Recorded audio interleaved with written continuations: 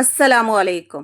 ഇന്ന് നമ്മൾ നോക്കാൻ പോകുന്നത് ക്ലാസ് 5 ദുറൂസുൽ ഇസ്ലാം ഫസ്റ്റ് പാർട്ട്, അതിലെ 11ാമത്തെ പാഠത്തിന്റെ തദ്രീബാത്താണ്. ഈ ഷോർട്സിൽ തദ്രീബാത്തിലെ കുറച്ച് പ്രവർത്തനങ്ങളാണ് നമ്മൾ നോക്കുന്നത്. ഇതിലെ മുഴുവൻ പ്രവർത്തനങ്ങളും നിങ്ങൾക്ക് വീഡിയോയിൽ ലഭിക്കുന്നതാണ്. നോക്കൂ, തദ്രീബാത്തിലെ 2ാമത്തെ പ്രവർത്തനം ഇത് അസ്ഇല. ഈ പാഠത്തിൽ നിന്ന് 10 ചോദ്യങ്ങളും അവയുടെ ഉത്തരവും തയ്യാറാക്കി എഴുതുക. അപ്പൊ നമ്മൾ തന്നെയാണ് ചോദ്യവും ഉത്തരവും തയ്യാറാക്കേണ്ടത്. നോക്കൂ, 1. ഉമർ റളിയല്ലാഹു അൻഹുവിന്റെ വംശമേത്? ഉത്തരം ബനു അദിയ്യ്. 2.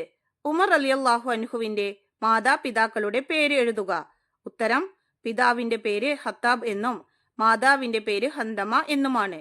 3ാമത്തെ ചോദ്യം, ഉമർ റളിയല്ലാഹു അൻഹു ജനിച്ചത് എപ്പോൾ? ഉത്തരം നബി സല്ലല്ലാഹു അലൈഹി വസല്ലമയുടെ ജനനത്തിന്റെ 13ാം കൊല്ലം. 4ാമത്തെ ചോദ്യം, ഉമർ റളിയല്ലാഹു അൻഹുവിന്റെ വിളിപ്പേര് എന്തായിരുന്നു? ഉത്തരം അബു ഹഫ്സ്. 5. ഉമർ റളിയല്ലാഹു അൻഹു ഇസ്ലാം സ്വീകരിച്ച വർഷം? ഉത്തരം നുബൂവത്തിന്റെ 6ാം വർഷം.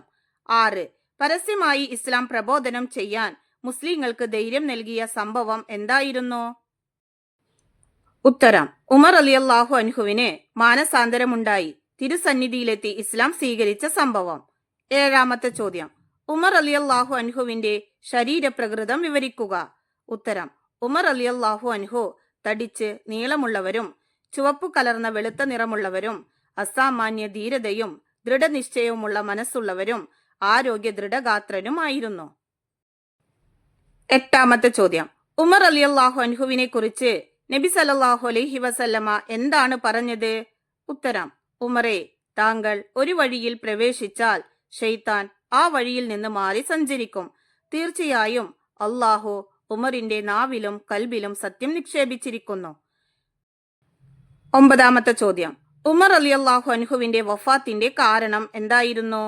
ഉത്തരം ഒരു ദിവസം സുബഹ് നിസ്കരിക്കുമ്പോൾ മജൂസിയായ അബൂ ലുഅ്ലുഅ വിഷത്തിലൂട്ടിയ കടാര കൊണ്ട് ഉമർ റളിയല്ലാഹു അൻഹുവിനെ പിന്നിൽ നിന്ന് കുത്തി.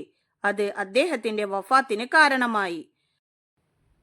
10ാമത്തെ ചോദ്യം, ഉമർ റളിയല്ലാഹു അൻഹുവിന്റെ ഭരണകാലം എത്ര? ഉത്തരം 10 വർഷവും 6 മാസവും. ഇതിലെ ബാക്കി പ്രവർത്തനങ്ങൾ നിങ്ങൾക്ക് വീഡിയോയിൽ ലഭിക്കുന്നതാണ് ഇൻഷാ അല്ലാഹ്.